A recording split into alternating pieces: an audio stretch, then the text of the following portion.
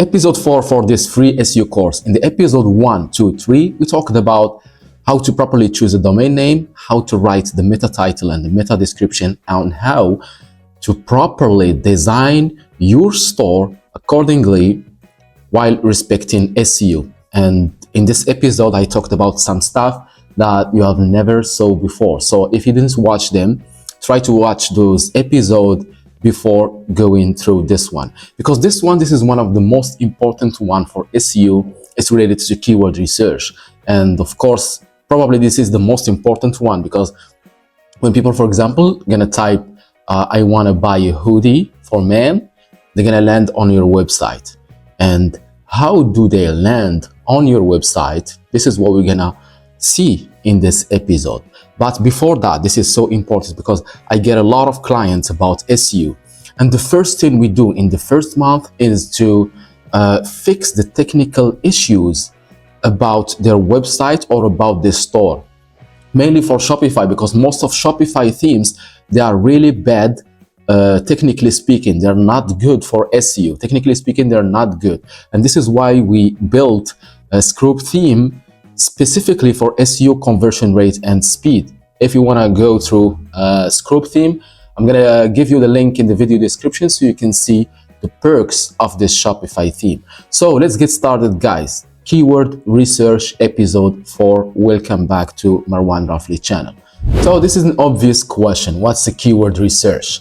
It's the process of finding search terms your audience uses on Google, Bing, YouTube, and other search engines to discover solutions you provide. Because there is not just Google. People think that search engine is just Google. No, there is also Bing.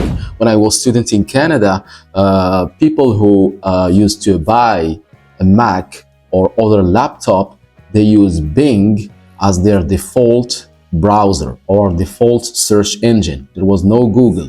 Okay, and for example, on Russia, there is a different search engine. On China, there is a different search engine. So all the things that we're gonna do now is to rank on those search engines. So the keyword research is made to discover what people actually search for. It's not obvious. For example, I want to buy a t-shirt for women. I'm gonna land on a page that's selling iPhone accessories. So it's gonna need to be targeted. Next one, find content gaps and untapped opportunities. What does this mean? It means, for example, you have a product, service, or something you sell, but you have some pages, some informative pages to try to explain to people, for example, how this product works. For example, in our case, how to install strobe theme. This is a content gap. You're gonna need to, for example, put this on Google, how to install strobe theme. You're gonna find the page that is gonna explain to you how to install strobe theme. This is what we mean by content gaps. Next one is to create contents that matches user needs. And this is what I said. You wanna buy a t-shirt, it's normal to land on a page selling sunglasses. This is not gonna work. So the keywords needs to match the user intent, and this is what keyword research is made for. Now, very important question. Why is keyword research important? 1. Get targeted traffic. Rank for terms with real search volume and intent, because targeted traffic is the best traffic compared to paid ads. We're gonna need to pay. And for example, I'm scrolling on Facebook and I get an ad by accident or by mistake. I'm not a warm buyer in that. I'm just a cold buyer. I just got it because I used to search, for example, for car accessories, and I get an ad for car accessories. But this is not a good traffic. But for Google and other search engines, for example, if I type, I want to buy a t-shirt for men, at 99%, I want to buy, or at least I want to have some information, and I might buy later. And this is great. This is targeted traffic. Second thing, to beat the competition. And how we're gonna beat the competition is gonna need to target low difficulty keywords competitors miss. And this is so important, but you're gonna need to do some research about that. And by the way, this free SEO course is intended to beginners, okay, not medium or advanced, because normally to do keyword research, you're gonna need to install some expensive softwares. And I know this is expensive for you. It's not expensive for SEO agencies because we have hundreds of clients and we reduce the fees of those tools into our revenue. This is not a problem for us, but for someone who just have one website, can't afford paying 300 or 500 a month for a tool just for keyword research. But in this free SEO course, you will be able to double, to triple, or even to 10x your organic traffic without being a coder. So second thing is to beat the competition. Try to target low difficulty keywords. For instance, your competitor is selling some stuff about t-shirts, and he missed the fact that, for example, he didn't write about t-shirt for kids. For example, this keyword, t-shirt for kids, is a low difficulty keyword your competitor didn't do. You can put it in an article, and in this article, it is just an information. Let's say, for example, you don't sell t-shirt for kids, you sell t-shirt for men. But from this article, you're gonna drive this reader into your product page, so he might be interested in buying your t-shirt. Number 3, why keyword research is important. You're gonna understand your audience. You're gonna better understand your audience, because when you use, for example, Google Analytics, I'm gonna use Google Analytics in the next episode. I'm gonna show you how to use Google Analytics. Now you're gonna understand your audience, because the audience come in organically. For instance, let's say, for example, you're targeting the whole United States, but after 6 or 7 months, you noticed that only the people living in New York are interested in your stuff. Now you can narrow your target. For example, if you're using paid ads, it's gonna reduce your CPM and your CPC. You're gonna know better who, for example, the age, okay? Just people between 30 and 40 years old are interested in our product. Now you're gonna narrow again your target. You can narrow your target also from by devices, okay? Most people buy from mobile. Most people buy from iOS rather than Android. And all those data, you're gonna use them, for instance, on paid ads or on writing articles or writing pages, so you can target a specific audience. The more you understand your audience, the more you're gonna master your marketing strategy, more revenue you're gonna get, and you're gonna reduce your marketing expenses. And this is the purpose of the 4th thing. Why keyword research is important? Because you're gonna plan smarter content.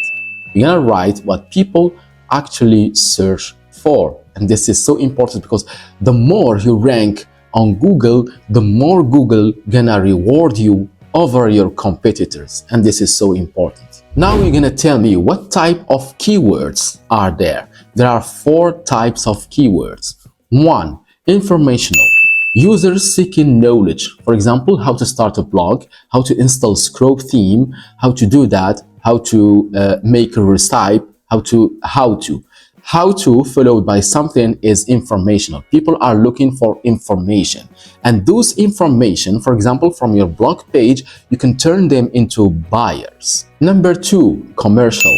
Commercial is researching options. For example, best SEO tools for 2025, best plugin for WordPress, best TikTok ads tool, best winning product tool. This is commercial. Number 3, transactional, ready to buy. For example, buy WordPress hosting, buy Scrope theme, buy SEO service. So people gonna type buy. I want to buy something. This is difficult because most of the giants like Amazon, eBay, Etsy, etc., they have these keywords, and this keyword or this transactional is a little bit difficult. The 4th one is navigational.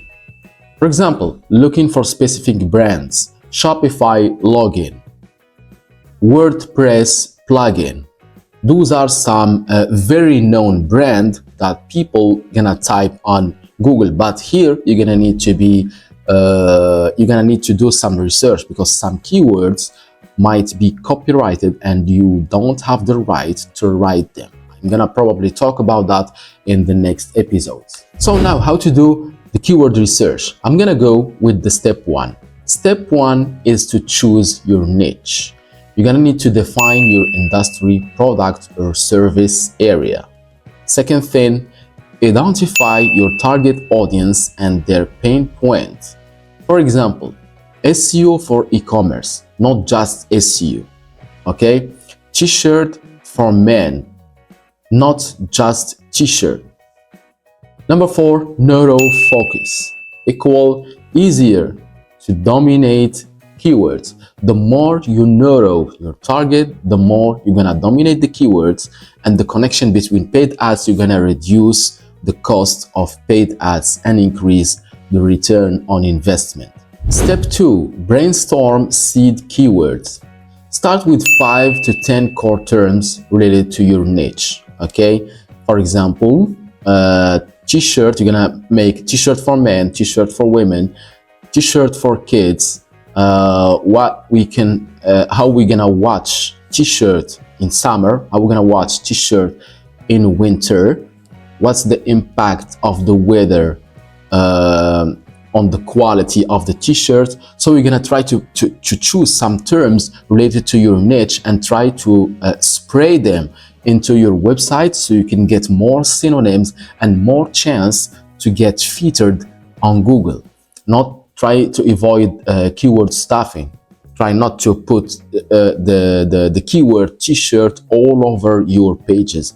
Google doesn't like that. The second more important thing to brainstorm seed keywords is try to think like your customers. What would they search? For example, if you are on Black Friday, people are gonna search for something related to Black Friday. If they're searching in the summertime, they're gonna search for something related to summertime. In the winter time. So try to put yourself into your customer brain so you can brainstorm some ideas about the keywords. Now, step 3, to expand the keywords ideas, you can use the Google Auto Suggest. For example, you're gonna type a keyword on Google, like I'm doing here, and if you go or you scroll down to the bottom, Google gonna give you some related keywords people have already searched for. So this is gonna give you a related topic or related idea about the keywords you wanna choose. There is also a Google tool called Google Trends that you can use here. Here is the Google Trends that are gonna give you some very important data about the keywords used, the density of the keywords, how many people are looking for the keywords. You can filter also by country if you are targeting a specific country. And these are also some AI tools like ChatGPT or Perplexity that you can use to brainstorm some keywords ideas. Now, the step 4 is to analyze the search intent. For example, for informational keywords, you can use them on the blog page on how to. You can use them as guides on documentation, etc. How to install this, how to use this, how to do that. Those are informational keywords to put on your blog page. For example, on the commercial keywords like best, etc., you can use them as a comparison post on or on the reviews pages. For transactional keywords, I want to buy something, you need to put them on the product page, because when people gonna type on Google, I want to buy a sunglass, they're gonna land on your product page because their intent is to buy, not to read. So, and this way you're gonna match your content type to intent, because blog doesn't rank for buy queries. Now, the step 5 is to check the metrics. We're gonna probably talk about that in the next episode. I'm gonna show you Google Analytics and Google Search Console, because now you are starting your website, you're starting your online store. After a couple months, you're gonna gather some data about the search volume, about the keywords done, about the demography, about the traffic, the people, the gender, the age, etc. Now you're gonna need to read the metrics and filter those metrics. So for example, let's say for example, women are visiting your site more than men. Now you can target more women than men. This way you're gonna get more traffic, and if you use that into paid ads, you're gonna reduce your CPC and CPM. Step 6 is to group keywords and build clusters.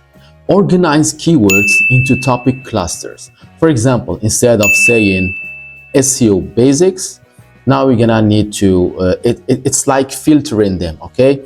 Now we're gonna write an article about on-page SEO, an article about off-page SEO, and an article about technical SEO, okay? Now we're gonna try to build clusters, and they're gonna drive more qualified traffic. You can do this also for your e-commerce store, okay? T-shirt for men size XL, t-shirt for men size S, t-shirt for men size XXL. You can use also internal related articles for best SEO structure, and this is going to be the purpose of the episode number 5. I'm going to show you how to do internal links within your site to increase the SEO score and to increase the SEO structure and to increase the user experience, because when you put internal links into your pages, people gonna go to another page, and because this is an important thing for SEO, important factor Google made recently, the more people gonna stay on your website, the more Google gonna reward you to rank them first on their page. Step number 7, don't miss that, because you're gonna need to analyze your top competitors. Google your target keywords. Let's say, for example, you Google your target keywords, you're not ranking on first page, you're gonna need to analyze the top competitors. Analyze what's their strength, okay? Why are they ranked on first page of Google? And let me tell you something, some of the big brands, they hire some SEO experts, they spend thousands and thousands of dollars to overcome their competitors. And because we as SEO experts, we know some secrets that normal people don't, and because we follow updates, we try to gather some backlinks, we update content, we try always to be up to date. We do a lot of analysis about keywords, about the technical stuff, etc., to help businesses rank on first page of Google, because ranking on the first page is the best thing you can do. Because you can, let's say for example, you invested $10,000 in SEO in a year. It's better to invest $10,000 in SEO and you get a higher return on investment than spending it on paid ads, because paid ads is not guaranteed and the ads is gonna stop the moment you don't have the money. But SEO, let's say for example, you hired an SEO expert for a year, you spent or you invested $10,000. If you stopped working with this guy or with this agency, the traffic is going to continue coming. Traffic is going to continue coming. Now the step 8 is to plan and create content. Prioritize keywords by potential traffic, ease of ranking. Create content calendar, which keywords to target this month. Optimize on page, keyword in title, meta, first 100 words, headers, etc. We're gonna talk about that when we're gonna show you how to write an SEO friendly articles and also build backlinks to boost ranking power. We're gonna talk about that in details in the previous episodes. Now here are the things to avoid when doing keyword research or when trying to create an article or product page. Stop chasing volume alone. For example, you saw that you're selling accessories for iPhone. You saw that iPhone 17 case has a very high volume. Let's say, for example, it has a 1 million keywords research on a month. You say to yourself, oh, I'm gonna get 1 million visitors a month. No, because this is a difficult keywords and there are some very big brands that rank for these keywords. It's not gonna be good for you. Try to choose long tail keywords that's easy and you're gonna get traffic for that, because choosing one keyword, let's say for example iPhone 17 case, is gonna be so hard to rank compared to other giants. The other mistake to avoid is to ignoring intent. Match content type to search intent. When you write for an article, write for an article. When you write for a product page, write for a product page. Like I said before, some things like how to do this, how to install this, how to properly do that. You can do that on a blog post, not on a product page. On a product page, you should use some keywords like buy. I wanna buy this t-shirt. The third mistake to avoid is to skipping competitors. Always try to analyze your competitors, because probably you're missing something. If you're not ranking high, you're missing something, and by checking or analyzing your competitors, you can find some gaps or you can get some ideas. The fourth mistake to avoid is to setting and forgetting. I saw this mistake a lot of time on my client side. Some people, they have a homepage or landing page that wasn't updated 2 years or probably 3 years from now. Try always to update your content, because Google, they like fresh content. Google like fresh content, and this factor is called freshness.